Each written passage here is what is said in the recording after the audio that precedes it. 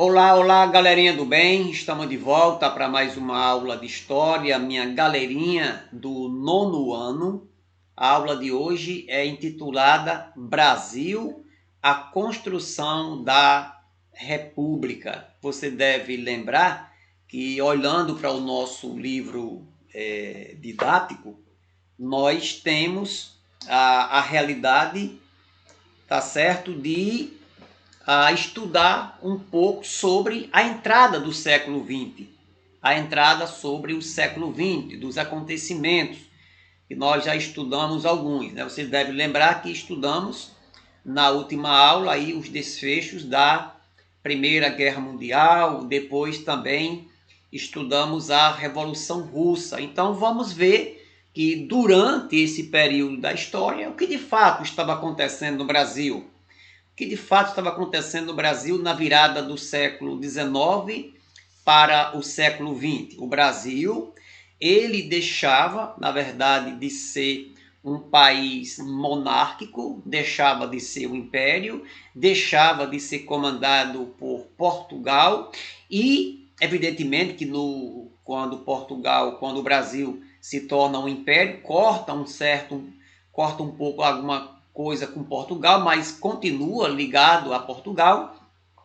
E esta separação definitivamente de Portugal, ela vai acontecer no dia 15 de novembro de 1889, quando o Brasil ele passa a ser um país republicano. Aqui nós temos um brasão, inclusive muito bonito, representando aí o nosso querido Brasil. Zil, zil, zil, zil. Então, vamos para mais uma aula de história. Então, final do século XIX.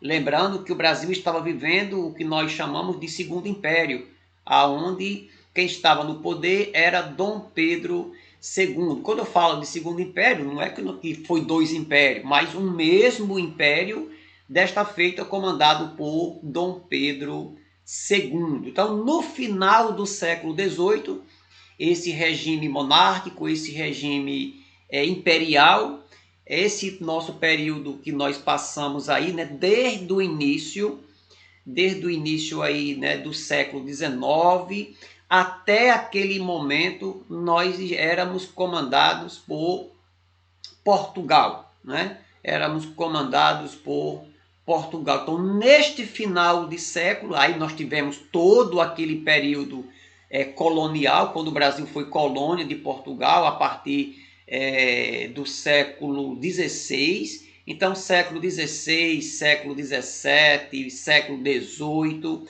nós temos aí o Brasil sendo uma colônia, sendo dominado, explorado por Portugal. Depois ele passa a se tornar um império, né? Passa a ser comandado primeiro por Dom Pedro I e depois por Dom Pedro II. Então vamos ver o que estava acontecendo no Brasil para que as coisas mudassem, para que acontecesse uma ruptura do regime imperial para o regime republicano. Tá certo? Vamos lá.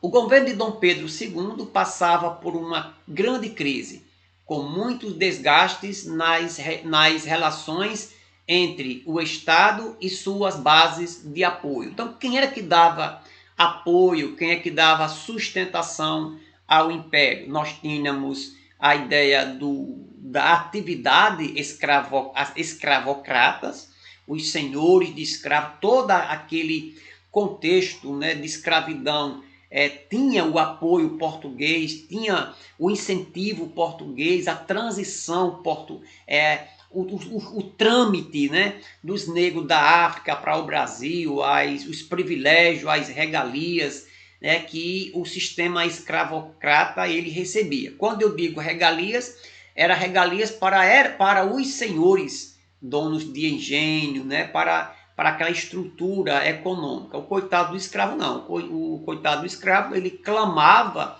por liberdade. Então, quando chega, já é para o final do Império, que vai acontecer aí a libertação dos escravos, no dia 13 de maio de 1888, aí começa a mexer com as estruturas. Muita gente ficou desgostosa porque o governo ele liberta os escravos, né?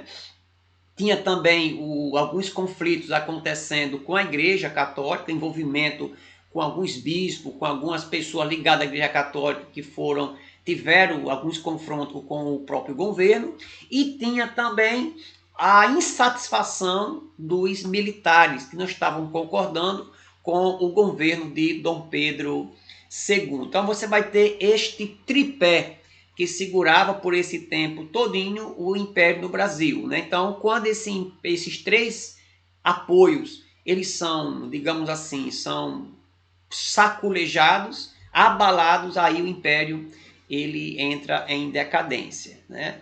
Em 1888, como eu já havia dito, né, aconteceu a abolição da escravatura pela princesa Isabel, e aí desagradou profundamente os fazendeiros e os proprietários de escravo, né?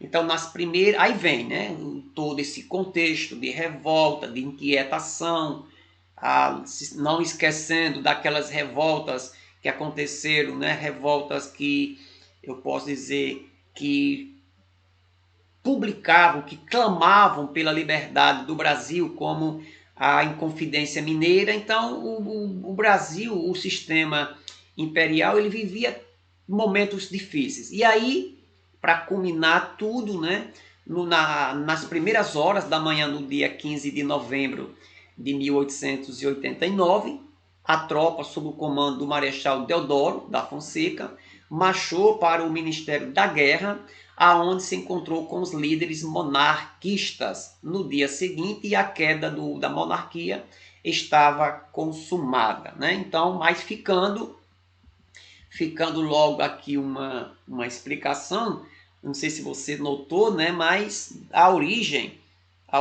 da República do Brasil, de lá para cá, não é muito sadia as coisas, né? Parece que vem sempre acontecendo através de um golpe. Observe que o Brasil ele mudou do sistema monárquico para o sistema presidencialista, para o sistema republicano. Não foi um consenso, não foi através de eleições, não foi através de uma consulta popular, mas foi através de um golpe.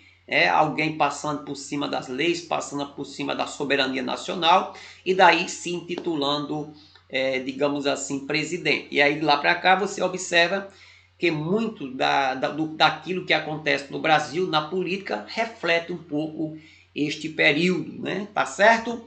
E aí nós temos aqui a figura dos nossos primeiros presidentes, né? Nós vamos estudar hoje, não vai dar para a gente ver tudo isso.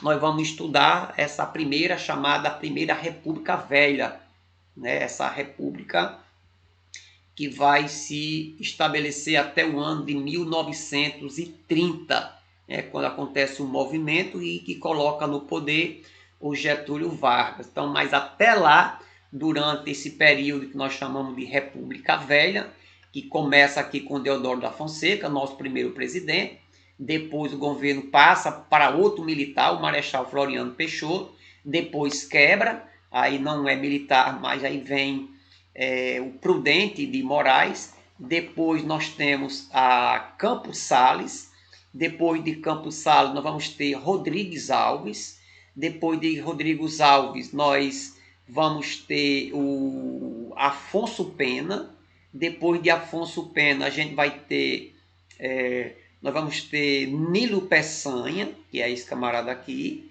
Nilo Peçanha, salvo engano, ele estava à frente do Brasil quando houve uma pandemia, a gripe espanhola, inclusive ele morre neste período, né, o Nilo Peçanha. Depois os militares voltam ao poder com Hermes da Fonseca. Depois de Hermes da Fonseca nós temos Venceslau Braz, depois nós temos Delfim Moreira, depois de Delfim Moreira nós temos Epitácio Pessoa, depois de Epitácio Pessoa nós temos Arthur Bernardes, e fechando esse período aí da República Velha com o Washington Luiz. Então até aqui nós temos o Brasil sendo comandado, né, no início pelos militares e depois pelos produtores de café e os produtores de gado leiteiro de Minas Gerais, que é um período onde o Brasil é titulado daquela política chamada café com leite. Então, na República Velha, a gente tem ela dividida em duas partes. A República da Espada, simbolizando aí a ideia dos militares, e a República do Café com Leite, a República Oligárquica, né? Que é o governo de poucos. Então, na aula de hoje, nós vamos tentar estudar essa primeira fase da República Velha, que é essa revolta, que é essa ideia da República da Espada. Tá bom? Então vamos ver aqui como é que a gente trabalha a ideia da República Velha. A ideia, o marco inicial dela, ela vem no ano de 1889, mais precisamente no dia 15 de novembro, e se estende ou se estenderá até o ano de 1930, quando vai começar o período aí da era de Getúlio Vargas, né? Então aqui nós colocamos uma pergunta, né? Uma pergunta aqui para deixar a gente reflexivo. Proclamação ou um golpe republicano? Né? Se você for observar, boa parte do povo ele assistiu bestializado, de boquiaberto, né, a chegada da República, né? Como diria alguém, o Brasil não tem um povo, o Brasil tem apenas um público que assistiu passivamente, que não contribuiu com a chegada da democracia, mas que na verdade foi algo impositivo, algo que foi imposto, né? Os diversos significados da nossa república. Nós temos a chamada República dos Cafeicultores, do chamado federalismo, baseado, olhando para o modelo americano. Nós temos a chamada classe média, e na verdade foi inspirada aí no movimento jacobino na França, e também a questão militar, também com cunho no positivismo francês, né? Digamos assim, as notícias do iluminismo e da Revolução Francesa mexia com as estruturas também do nosso Brasil, tá bom? Então vamos ver agora as fases desta República Velha. A primeira fase nós vamos intitulá-la de República da Espada, que foi o período onde o Brasil foi comandado por o Marechal Deodoro da Fonseca e pelo Marechal Floriano Peixoto. Se estendeu desde o início da nossa proclamação e se estendeu até o ano de 1894. Tivemos aí aproximadamente 5 anos de essa República da Espada, né? Então, assim que Deodoro ele assume o governo brasileiro, ele estabelece uma espécie de governo provisório, Ele fica praticamente no poder um curto período, de 89 a 91, né? Praticamente aí pouca coisa. Aí, durante o ano de 1891, vai ser criada uma espécie de governo constitucional. Ele vai criar uma espécie de assembleia, essa assembleia vai organizar uma constituição, e daí nós temos esse período já do Brasil vivendo esse cheiro de democracia, apesar que não tinha muito de democracia, porque a Constituição não, digamos assim, não contemplava todas as carências do governo e do Brasil, e também por vários momentos, né, o governo ele estabelecia o que nós chamamos de estado de sítio. Não vou dizer que era um estado propriamente de sítio, mas ele governava acima da lei. Não deixa de ser um estado de sítio, né? Então, a outra fase da República Velha é o que nós chamamos da República das Oligarquias, que se estendeu de 1894, quando encerra a República da Espada, e se estende até 1930. Acontece toda uma estruturação oligárquica, principalmente comandada pelos dois estados, Minas Gerais e o estado de São Paulo. São Paulo com o café e Minas Gerais com o gado leiteiro. Então, os presidentes nesse período, ou eles eram indicados, ou eles eram ligados à produção de café, ou eram ligados à produção do gado leiteiro. Então, houve algumas revoltas durante esse período, que nós vamos estudar de uma maneira mais detalhada. Então, de 1919 a 1930, você vai ter um declínio deste período, tá certo? Vamos aqui mais uma parte introdutória. Vamos começar agora de maneira detalhada, falar um pouco sobre a República da Espada, tá bom? República da Espada, que já falei para vocês que se estende de 1899 até 1894, né? Assim que Deodoro ele assume, ele estabelece um governo provisório.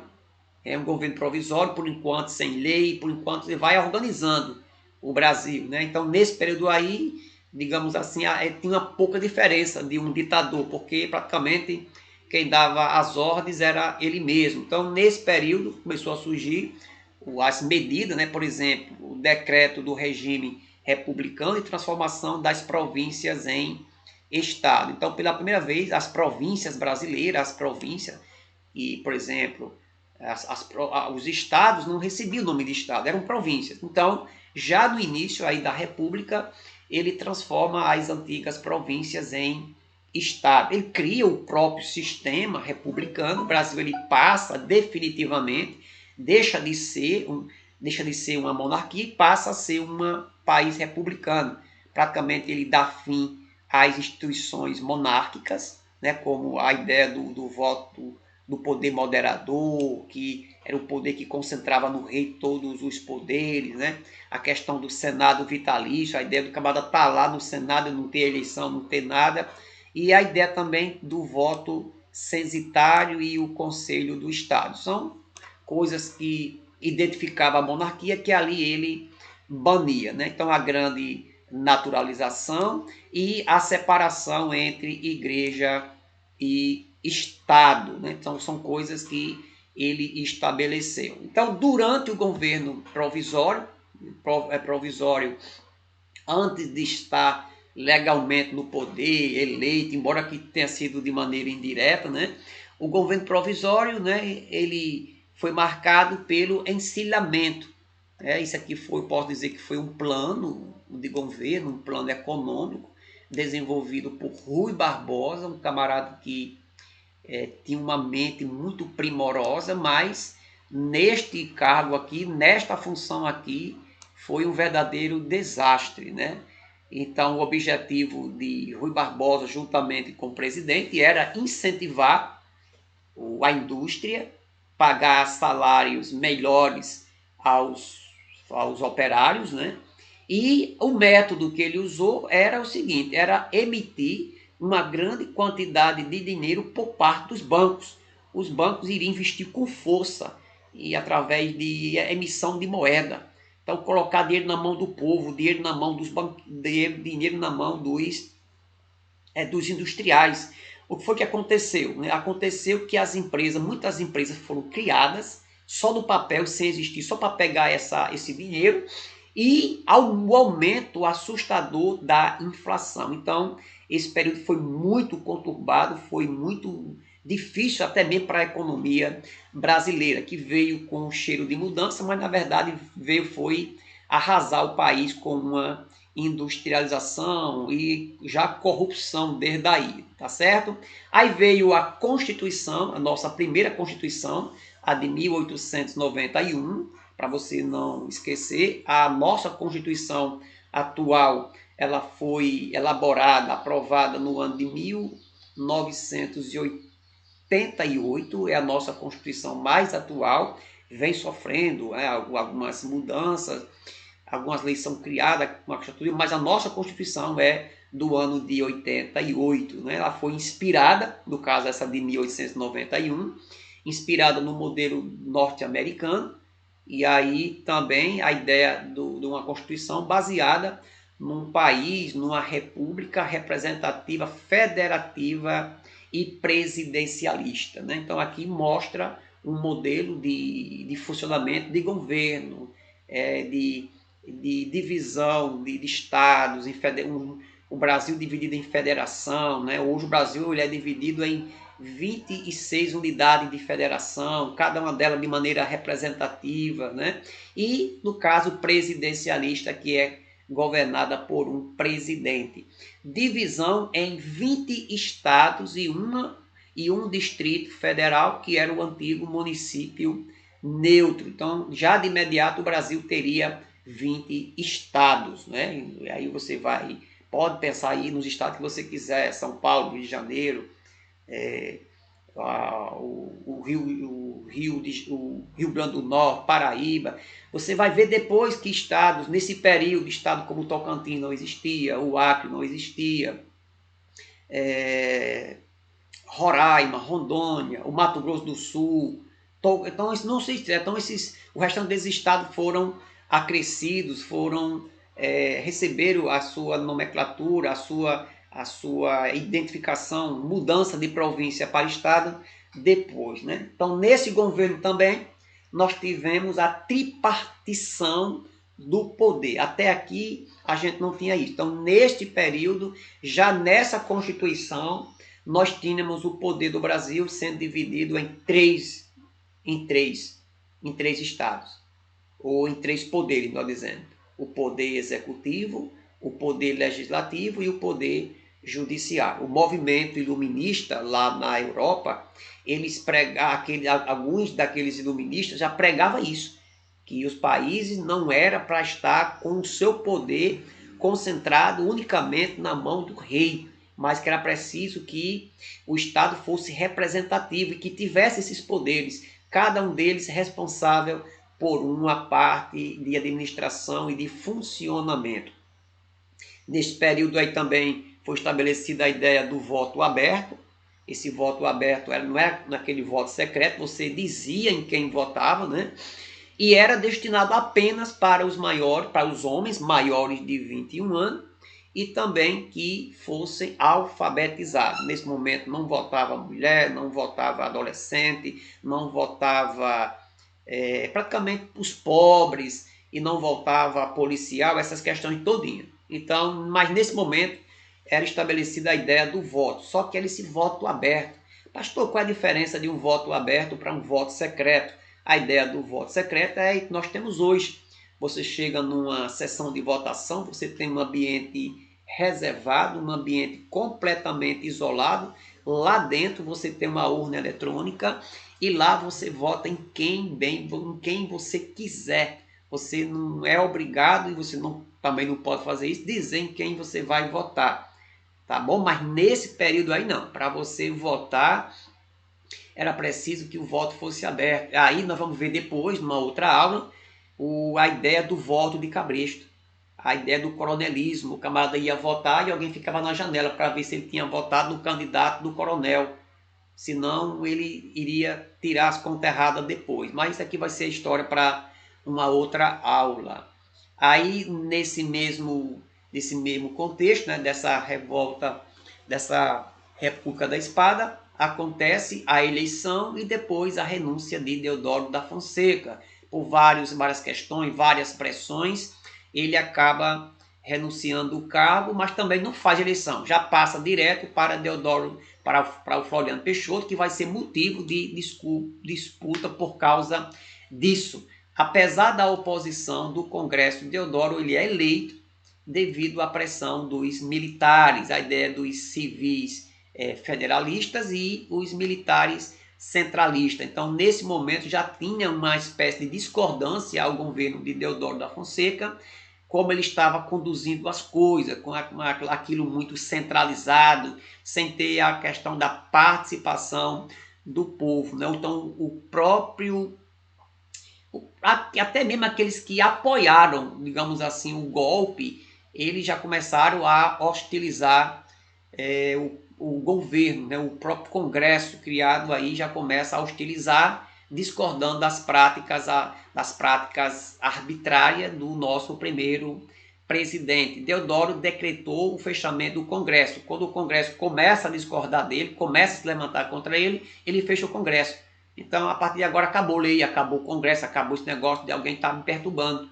E aí, por vários protestos, ele resolve renunciar. Daí, quem vai assumir a presidência, poderia dizer que era o vice-presidente, o Marechal Floriano Peixoto, que governa de 91 a 94, praticamente aí 3, 4 anos é o que ele vai governar. Ele destituiu os elementos ligados a Deodoro e reabriu o Congresso. Ele senta lá e tentou ver se poderia, digamos assim, apaziguar as situações. Ele volta a abrir o Congresso, mas ele muda pouca coisa, porque ele é arbitrário. Na época dele, ele veio estimular a ideia da industrialização, corrigir um pouco aí já aquela situação desmantelada do encilhamento de Rui Barbosa.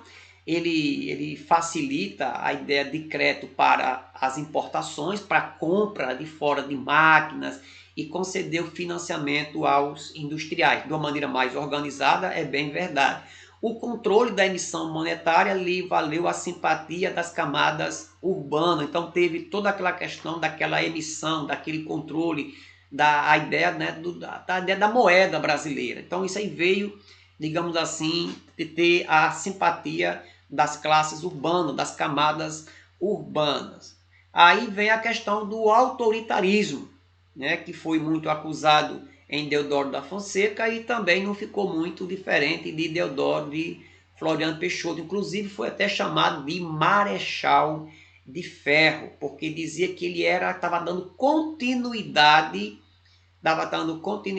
às leis duras, às atitudes, não leis, mas às atitudes, às ações duras, arbitrárias de Deodoro da Fonseca. Ele foi convidado, lógico, forçado, para realizar novas eleições. Ele disse, não, aqui não tem mais eleição, eu sou o presidente e acaba com esse negócio.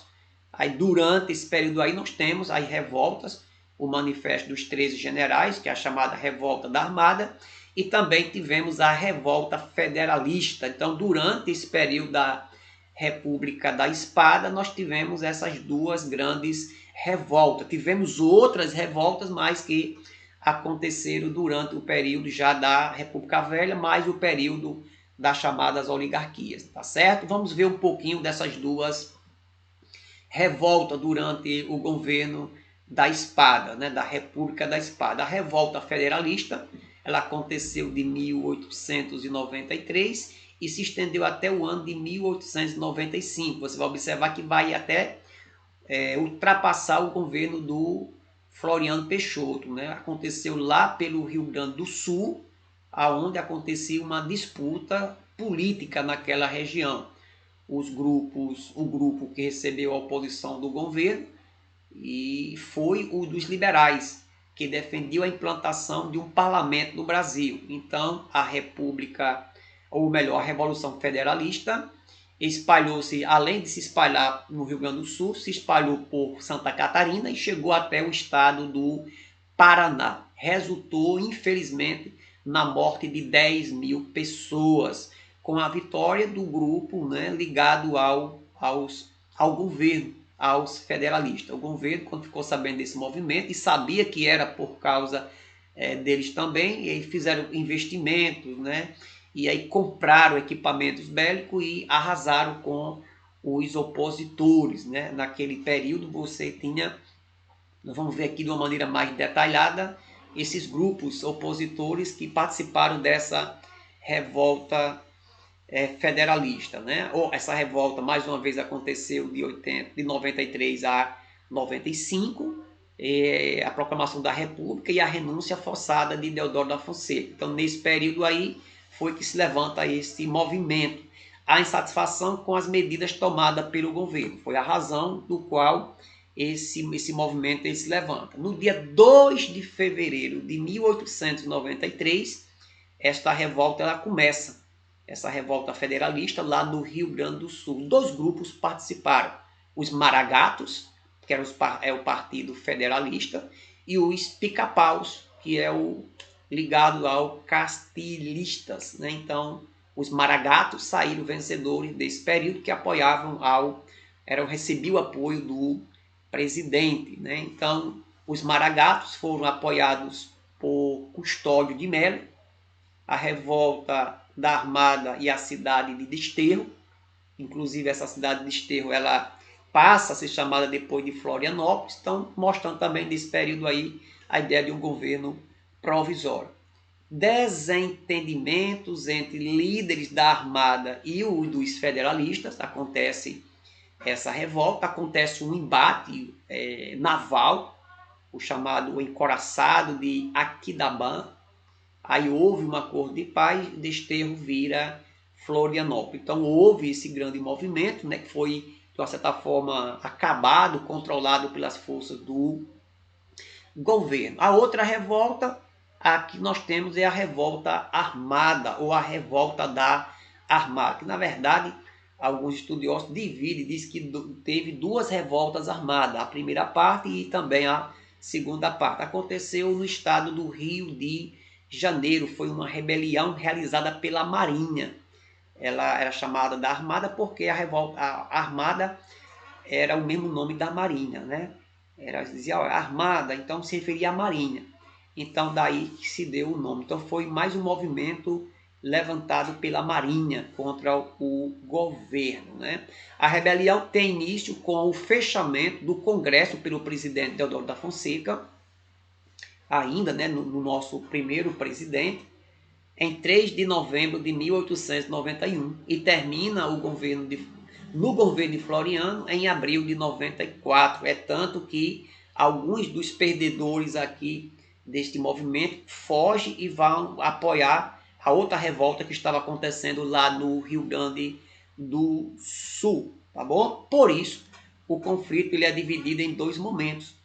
A primeira revolta armada no governo de Deodoro da Fonseca e a segunda revolta já no governo de Floriano Peixoto. É por isso que eles consideram que houve aí essas duas revoltas armadas, uma mais no período de Deodoro e a outra no período de Floriano Peixoto. Então, ainda sobre a revolta armada, a Marinha estava insatisfeita com os rumos que a República estava tomando, afinal, os dois primeiros governos foram exercidos por dois representantes do Exército. Então, eram dois representantes do Exército e a ideia da Marinha era como se essa outra força armada ela se tornasse, ficasse de escanteio.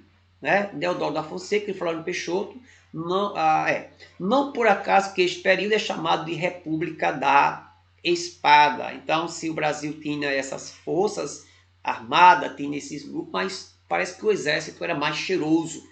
E aí, por várias questões, pela questão da arbitrariedade, tanto de Deodoro da Fonseca como de Floriano Peixoto, que a própria Armada, a própria Marinha se levanta neste movimento. Vamos ver aqui o desfecho.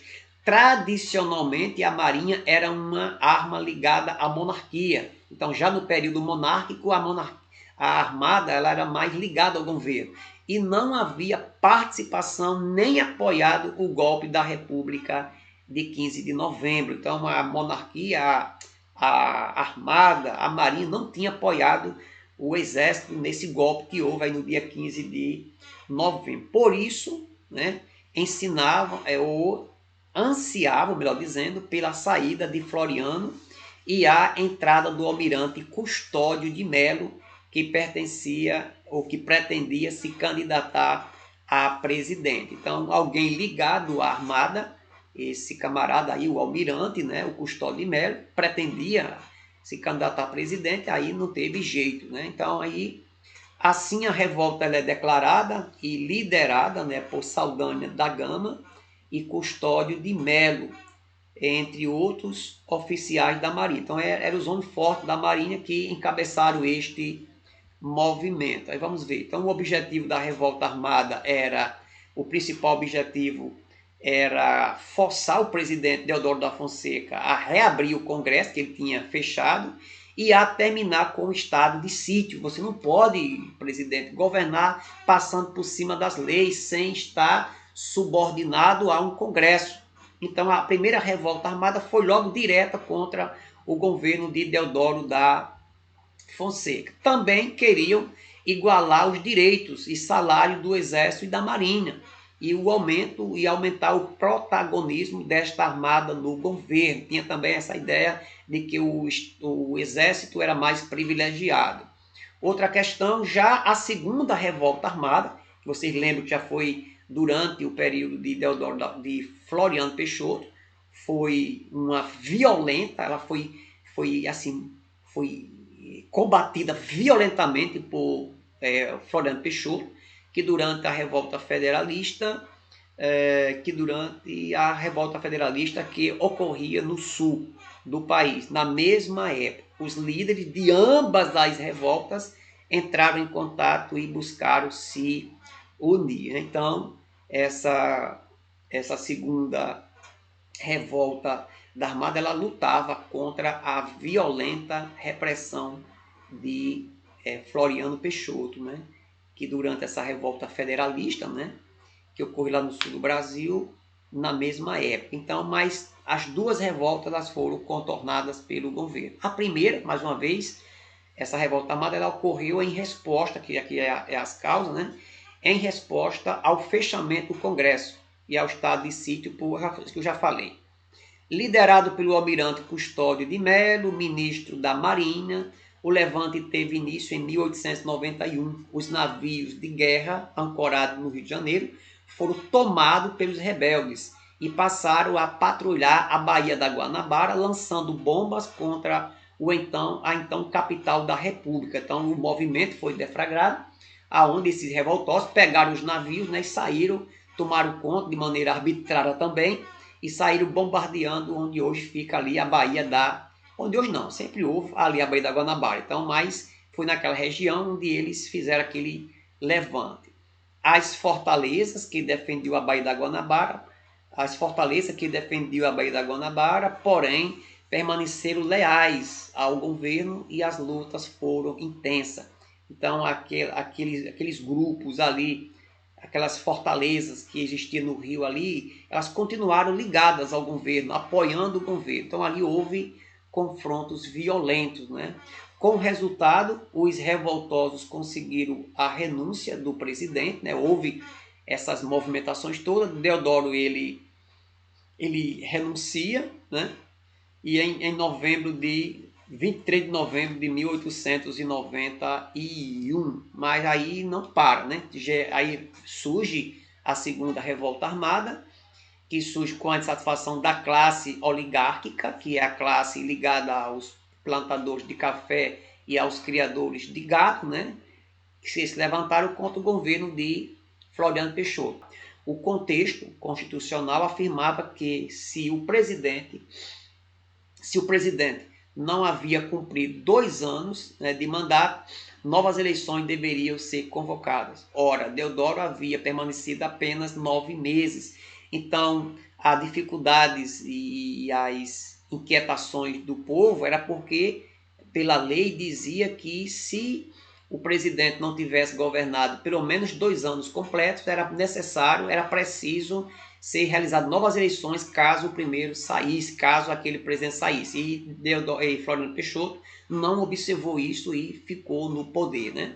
Por isso, 13 generais assinaram um manifesto exigindo que Floriano Peixoto convocasse novas eleições. A resposta do presidente foi prender estes oficiais. Então, mesmo durante essa guerra, essa revolta, com apoio das oligarquias, mas ainda com a presença forte dos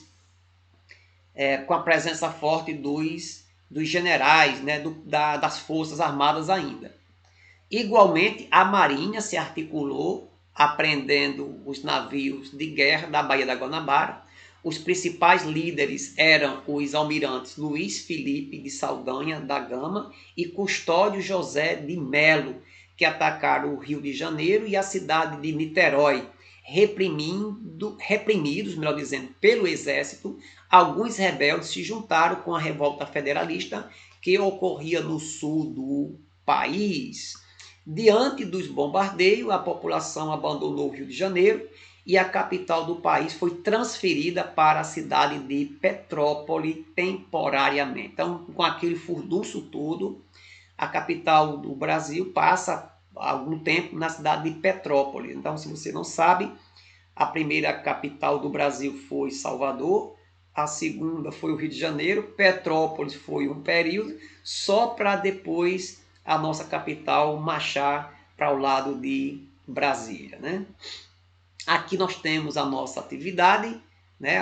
Eu já tinha dito, mas só para fechar, essas duas revoltas durante essa República da Espada foi abafada, foi contornada, foi, digamos assim, vencida pelas forças do governo, que já no início dessa República passou por todas essas dificuldades. Nós temos aí uma atividade para vocês, vocês escreverão no caderno, responderão e enviarão para mim no meu privado. Não esquecendo, né, gente, de colocar o nome da escola, seu nome completo, ano que você estuda e a turma que você estuda. Não esqueça disso, que eu já tenho aqui nas minhas mãos aqui mais de 1.500 atividades, e quando eu olho para esse monte de atividade, eu tenho que saber de qual escola está chegando, de qual sala está chegando essas atividades, tá bom? Um joinha, joinha, e até a próxima aula, e que o nosso bondoso Deus continue nos abençoando.